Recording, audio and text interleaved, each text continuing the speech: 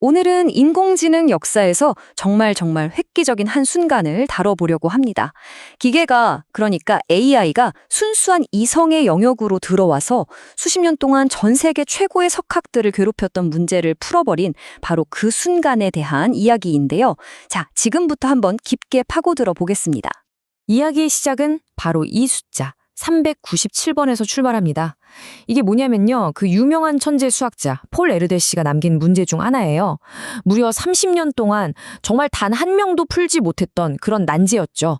아주 복잡한 방정식의 해가 과연 무한히 존재하느냐, 이걸 묻는 그야말로 순수 수학의 끝판왕 같은 문제였다고 할 수 있습니다. 그런데 말이죠. 2026년에 이 문제가 드디어 풀립니다. 근데 푼 게 사람이 아니었어요. 완전히 새로운 종류의 지성. 네, 바로 인공지능이 해낸 겁니다. 이건 그냥 뭐 계산기 성능이 좋아졌다, 이런 수준의 이야기가 절대 아니에요. 차원이 다른 얘기죠. 방금 제가 차원이 다른 이야기라고 말씀드렸잖아요. 그럼 도대체 2026년 1월 12일에 무슨 일이 있었길래 이렇게까지 말하는 건지 그 팩트부터 한번 정확하게 짚고 넘어가 보죠.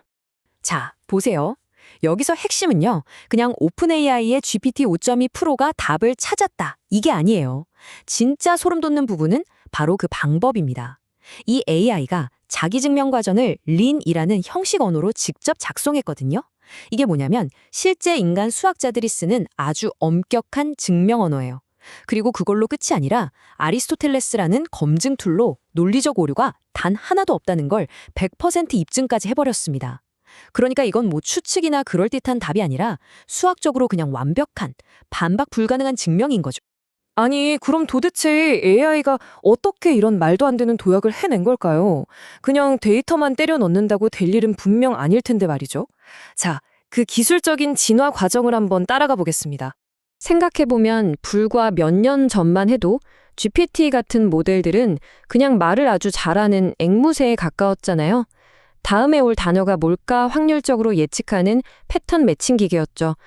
그러다가 2024년에 구글의 알파 지오메트리가 기하음 문제를 풀면서 얘네가 논리적인 추론도 가능하겠는데?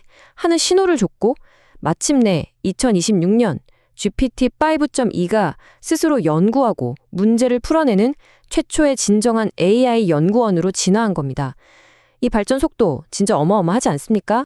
이 변화의 핵심을 딱 정리하면 이렇습니다. 예전 AI가 시키는 일 잘하고 자료 찾아주는 비설 역할이었다면 이제는 스스로 생각하고 가설을 세우고 검증까지 하는 독자적인 연구자가 된 거예요. 그리고 가장 결정적인 차이, 바로 정확도죠. 예전엔 막 그럴듯한 거짓말을 만들어내는 환각 현상 때문에 골치 아팠잖아요. 이제는 그런 거 없이 형식 언어를 통해서 100% 검증된 완벽한 결과물만 내놓게 된 겁니다. 자, 그럼 이 새로운 AI를 움직이는 그 핵심 기술, 이른바 비법 소스는 대체 뭘까요? 도대체 어떻게 AI가 우리 인간처럼 느리게 그리고 깊게 생각하는 법을 배우게 된 걸까요?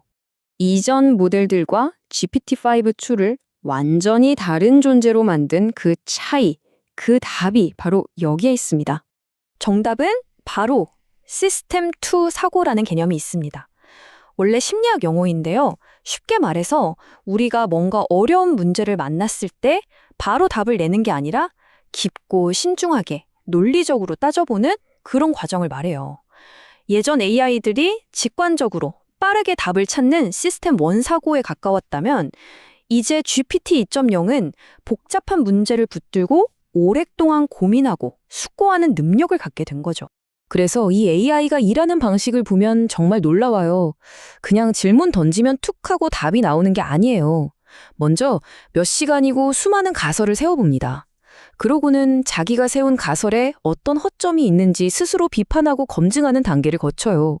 그렇게 해서 살아남은 가장 강력한 논리를 아까 말한 그 린이라는 언어로 바꾸고 마지막으로 검증 툴을 돌려서 완벽하다는 걸 확인하는 거죠. 어때요? 이거 완전 인간 연구원이 연구하는 과정이랑 똑같지 않나요?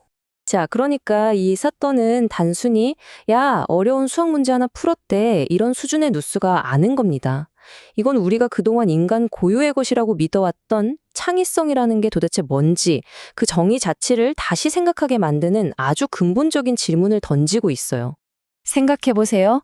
우리는 오랫동안 복잡한 문제의 실마리를 딱 하고 찾아내는 그런 수학적 직관이야말로 인간만이 가진 신의 선물이자 기계는 절대 따라할 수 없는 영역이라고 굳게 믿어왔잖아요. 그런데 이번 일이 보여준 건 기계도 일종의 직관을 가질 수 있다는 겁니다. 물론 그 방식은 우리랑 좀 다래요. 인간은 경험이나 비유 이런 걸 통해서 직관을 얻는다면 기계는 아주 철저한 논리와 가능한 모든 경우의 수를 분석하는 방식으로 직관을 얻는 거죠. 과종은 달라도 결국 인간의 창의적인 발견과 같은 결과에 도달했다는 거, 이게 정말 흥미로운 포인트입니다. 하지만 이렇게 AI가 단순한 도구를 넘어서서 지식을 발견하는 파트너가 되면서 우리는 이제 아주 심오하면서도 또 굉장히 시급한 질문들과 마주하게 됐습니다. 이 경고는 현존하는 세계 최고의 수학자 중 한 명인 테렌스 타우 교수가 한 말입니다. 그도 이 AI의 증명을 인정하면서도 한편으로는 이런 위험을 지적했어요. AI가 내놓은 결과를 우리가 그 속의 논리를 완전히 이해하지도 못한 채 그냥 받아들이게 될 수 있다는 거죠. 이게 바로 우리가 앞으로 자주 듣게 될 블랙박스 지식이라는 개념입니다. 뭐냐면 결과가 100% 맞다는 건 검증이 됐어요. 그런데 그 결과를 어떻게 얻었는지 그 과정이 너무 복잡해서 인간의 머리로는 도저히 이해하고 따라갈 수가 없는 그런 지식을 말하는 겁니다. 우리는 이제 이런 지식의 시대에 살게 된 거죠. 그렇기 때문에 이제 우리는 이런 질문들의 답을 찾아야만 합니다. 첫째, 우리가 완전히 이해하지도 못하는 지식을 과연 믿어도 될까?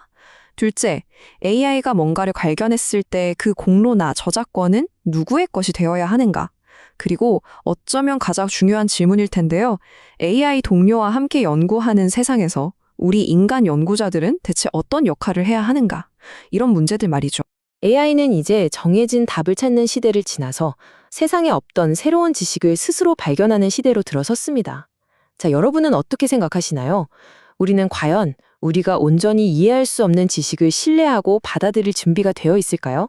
어쩌면 이 질문에 대한 답을 함께 찾아나가는 것이 우리 시대의 가장 큰 숙제가 아닐까 싶습니다.